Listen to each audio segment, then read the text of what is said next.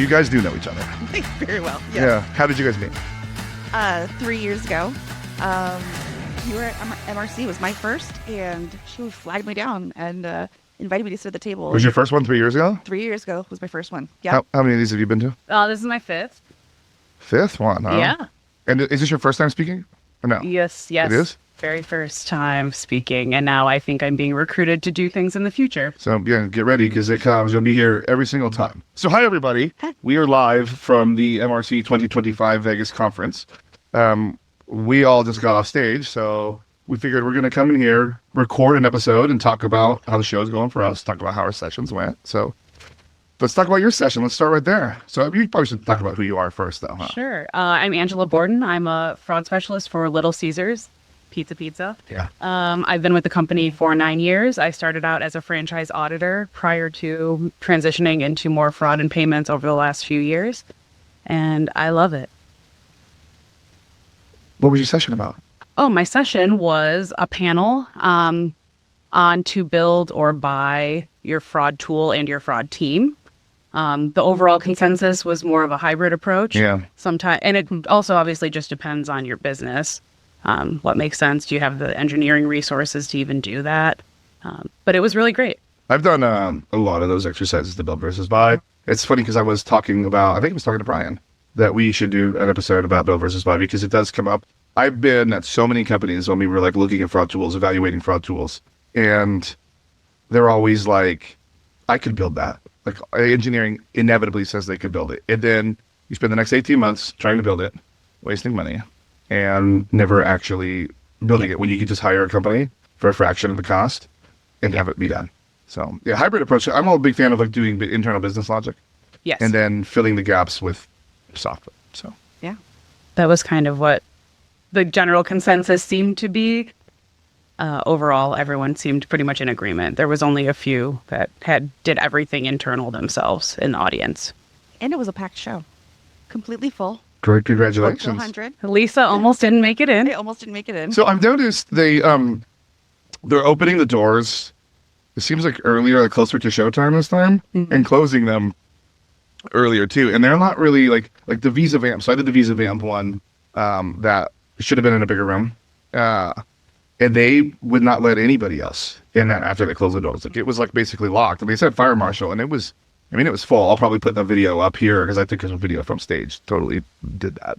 I'll put a video up of how full it was, but it could have been, and they said there was like 40 more people outside. Wow. So it should have probably been in a little bit of a bigger room there. So Yeah, it sounds like they're adjusting that for next year. yeah, but And you know even what the this session was year. now. Right. But even tomorrow they're adjusting some of that. Okay. too, and they added a couple sessions. It is interesting because this year goes all the way till the end of day on Thursday. Yeah. And that's not typical how it normally works out. So No, it was different. I had some other plans for Thursday. yeah. What was your original plans? We're renewing our vows. Oh, that's right. My husband and I Are are. you doing with Elvis? With Elvis. Are you really doing it with Elvis? Yep, with And- Elvis. That's pretty cool. And Angela's going. Are you? Witness. Yeah. That's pretty cool. Where are you doing that at? Graceland Wedding Chapel. Where's that at? I don't know.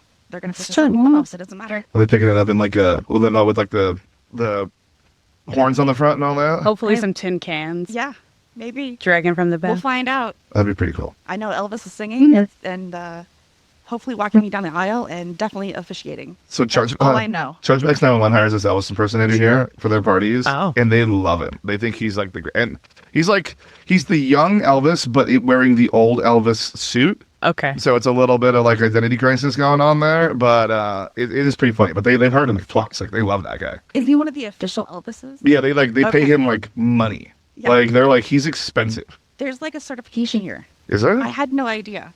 I Yeah, didn't I either. learned until I you mean, know, when I they're was there, regulating Elvis. That's Well, crazy. when in Vegas, there are like certifications of hey, you're the real Elvis or enough of real Elvis. to That's be an crazy. impersonator, and you get a certificate and everything. Yeah. I wonder if you have to renew it, like a license. Oh, I like, bet Oh, you you do. probably- like, what I if you bet do. fall out of Elvis shape? Right. Then like you get immediately Well, get like a and- peanut butter and banana sandwich. Like Maybe that's true though. gotta they get you issue back. you a toilet. Yeah, they got to get you back on track. That's funny. So how's the show going for you? It's gone well overall. Yeah? Good training at the very beginning. Yeah. The CPFPP. It's a Yeah, mouthful, but it was great training. I worked on that Yeah. when they built it. Did some of the testing to the data validation. So I was about to take it for a year. I still cannot remember the acronym. Like I even said it when Tracy was on. We did the MRC episode last year. I just butchered it here. She's like, I'm going to see BFPP, please. I'm like, yeah, branding's never going to work out for me. So what is, let's start with you. Okay. What is the biggest thing you've learned or the biggest surprise so far, Michelle? The biggest surprise was probably how uneasy I was, and now I'm easy about taking this exam. Okay. Like I'm actually pretty comfortable about doing it and getting through it. And that's funny because when I was doing the validation, and I'm like, fuck, am I the right guy to do this? Like, do I know? And then I see the questions, I'm like, yep, know that one. Yep, know that one. And it was really cool how they did it. I've never been a part of that before, but basically they make a whole bunch of people take the test and that aren't like really supposed to. And then you look at where the answers are. And if there's a right answer, but the majority of people picked the wrong answer, then you go back and you evaluate the question, like, first of all, is the answer that is supposed to be the right answer actually the right answer? Right. Because fraud changes. Yeah, well, that too, but like also like whoever wrote the question might have just got it wrong.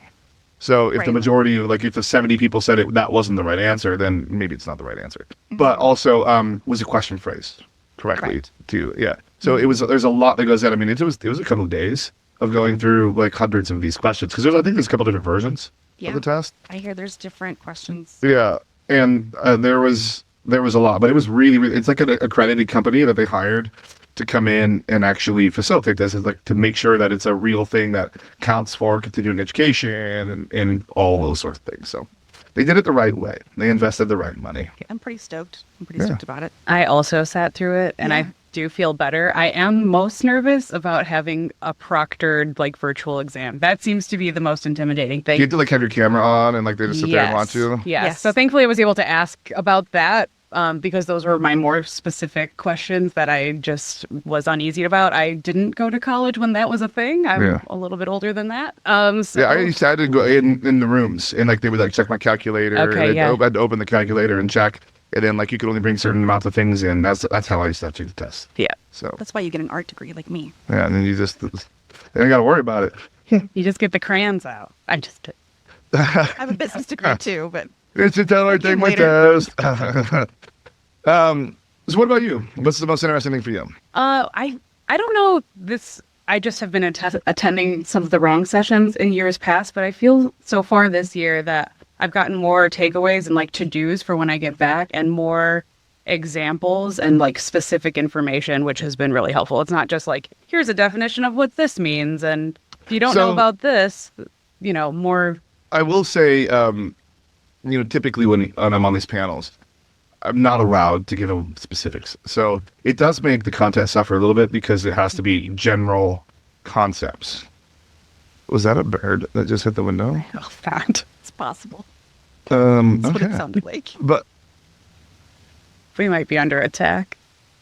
It's on them terrorists finally coming back to bite us in the ass.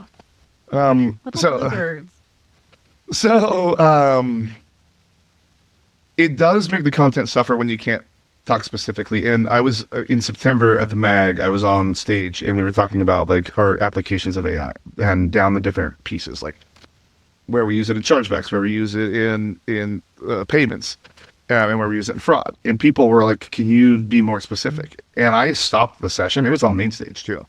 And I was like, we cannot be more specific. Right. Like, we legally cannot be more specific on this, unfortunately, because I'll get sued for divulging company secrets. So there is a reason, everybody, why it's general terms and concepts usually. Now, vendors can be a little more precise, but also they have trade secrets. They don't want to get their IP stolen.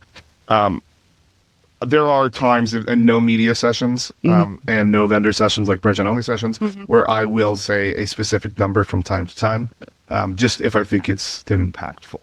But yeah. No, I just felt like there was more, not even very specific examples of like metrics, but just this is more of our process of how we think through something, which I felt was a little more useful than. And maybe I'm just learning more now, this is my 5th time around. Yeah. Usually by the 5th time, you're a super vet, though. Like, you know, the places you want to eat, you know, how you want to do your schedule, you know, the She classes is. you want to go Yeah, to. something like Don't let that. her fool you. She is. I didn't get to go to any sessions except for the main general sessions this time, in my sessions. But I was trying really hard. First of all, I was trying to not speak at this one. And then I was on two, and I did the webinar the week before. But it's just a lot of meetings. And look at, like, right now, since we've been sitting here, I've probably got 23 text messages. And I have meetings after this one. I need to go. Just like people that I promised will catch up, and now I got to catch up. So if anybody didn't make it, like I didn't get a meeting with you, I'm sorry. Find me at the Ethica party. Oh wait, this was already happened. So, you know. So, yeah. What do you think is the big theme of this one overall? The future of fraud. So, go on. Let's tug on that a little bit. Well, there's a lot of talk about AI and Yeah. whether or not it's a nuisance, Yeah. you know, for us, or if it's a tool, Okay. right? And we're still figuring out what level of AI is useful for us and what isn't. And we're also seeing what fraudsters are using and what's Yeah. useful to them, you know? But there's also like new trends coming out that we're hearing about. And just being able to deep dive into a few more topics this year has been really successful, I think, in terms of sessions. Yeah, the Jim Browning stuff. He was the keynote That was speaker. cool. Yeah, you know, they said no photos, and like the dude next to me totally took a photo. Yeah, I hope he was just trying to take the photo of the slide that he had up at the very beginning when he had like the 4 call centers that he busted. But like, I was like, bro, and he was totally there when they said, like, they reiterated no photos of this man. But that was really interesting. He talked about the AI and like what the future is, and I think that it's scary because, you know, but there's always something to do. But let's go back to this history a little bit. So when I started in this industry in 2011, there was very hands-on. You had to write your rules. You had to write them by hand every time. You had to look at the data. You had to write it. You had to test it. You had to deploy it. And I was fortunate that I was at companies where I could just deploy a rule like right away if I wanted to. I didn't have to go through like some weird approval process like banks and stuff do. But then the AI, the machine learning, we called it, then came in and started basically writing the rules for us and doing policy enforcement and those sorts of things. And as all of this process has become more automated, there's less upfront work to do, which makes me nervous a little bit. Like, at what point can we AI the whole thing out of there, you know? Probably never. Right. Yeah. But exactly. I think with it, some of the interesting things, you know, and I need to learn some more about it, is like the Mastercard's press release they put out where they said they're going to try and get rid of the 16-digit card number. Like, they're going to move away from that. So they're not going to be a credit card number anymore. What does that mean from liability standpoint? What does that mean for, like, if it's some sort of passkeeping and it's bound to like me as a specific person, then that means there can't be fraud. So what happens for fraud claims? What happens for liability? So if these sorts of things completely go away, what happens then? So pivot to cybersecurity, everybody. That's the future. There's some sort of notification or identification for a card, you know? Yeah. Even So if it's not on the card, it's on the back end. So I am probably picturing it, and I don't know because I haven't seen it yet, so I don't know. And I will go talk to Mastercard tonight because they're the ones throwing the party tonight. I'm assuming it's more of a like a token. That's just a forever token for that. That's like A static token? there's no other way that it could be that unless there could be a static token loaded to my device, but that the merchant doesn't see. The merchant would see a dynamic token that would have to go through the Mastercard central servers to say, yes, this is the real person. But it's the only way, because otherwise, if you steal the static token, you're back into fraud again. Right. But I think if that, in my opinion, from a merchant perspective, if there is no longer a card number and it's bound to a device or bound to a person or an identity, I don't want to hear fraud claims anymore, because like that's kind of the point of it, you know? So we'll have to see what their opinions are on liability shifts. It'll be very interesting. Yeah. There's just a lot of stuff that's pending right now. I think that's probably why, you know. I mean, it seems like everybody's trying to do the next big thing, you know? And then you see, like, I saw, you know, Visa has their flexible credential, which Mastercard's doing a version of that now, it looks like, too. But to me, I'm of the opinion, this is a hot take, everybody, is that they're just doing it to get around the Durbin Amendment with the debit routing and the dual networks. Yeah, Probably. just use it in there, and then it's all Visa all the time, even though it's kind of still your debit card, and that way there's no more cheaper routing, I don't know what is going on because I've been in this room for 4 days, and this has not happened before. Are they cleaning the windows or something? I don't know. It's our fan club, actually. That's right. Probably true. Yeah. They So fly everywhere to see us. they really do, far and wide. So I was wanting to make these episodes a little shorter so we can just start to wrap up. So what are you going to take with 2 things you're going to take back, and the first 2 things you're going to do when you get back? So let's start with you.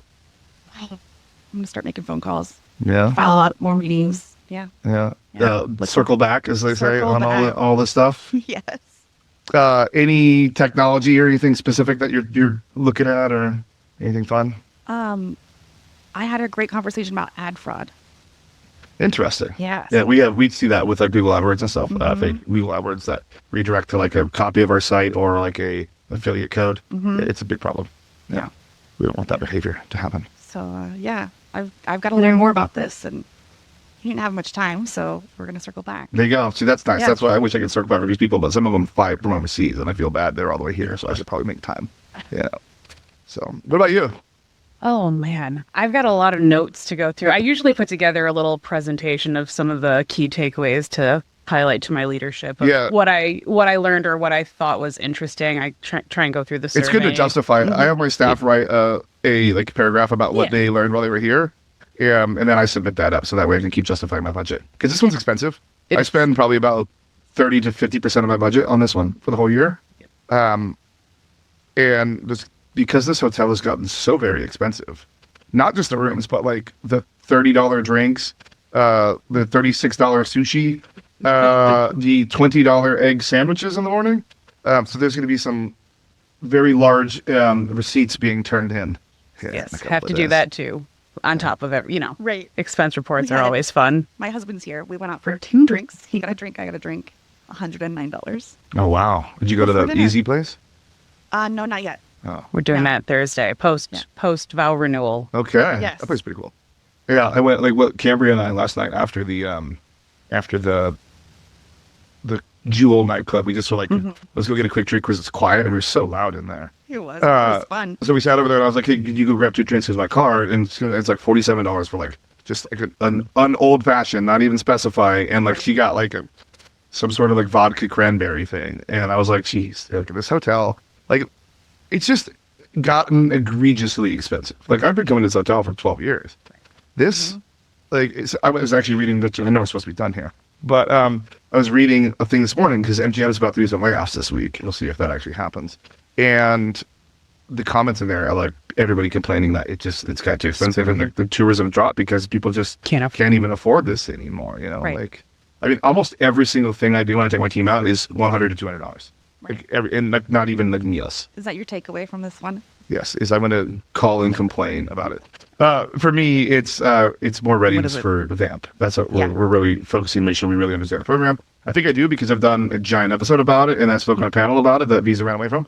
But There's a new version coming out in like a couple weeks. so April 1st Yeah. is when it But starts. there Enforcement was a starts. change. Perfect So timing. change happened 2 hours before we went on stage to Yeah. talk about it.